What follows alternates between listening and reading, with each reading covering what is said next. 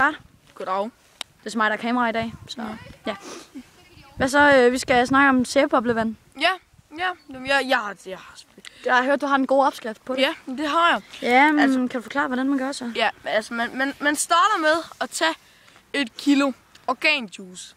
Organjuice. Ja. Og så tager man 1 liter blade. Men man skal ikke bare tage dem med hænderne. Så kommer der sådan nogle hænderbakterier i. Ja, håndbakterier eller? Ja, håndbakterier. Ja, okay. Man skal tage dem med munden. Nå. Så kommer der sådan noget mundsavl. Eller sådan noget mundvæske.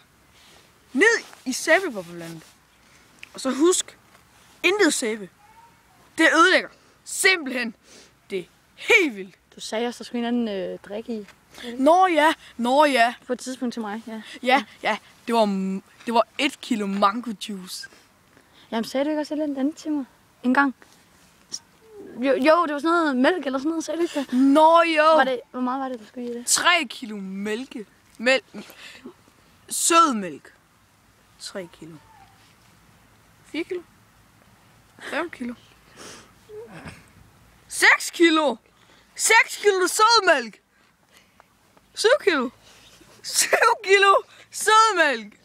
8 kilo. 8 kilo. Din tid er også gået den her gang. Ved du hvad, du skal lære at være lidt hurtigere på aftrækkeren.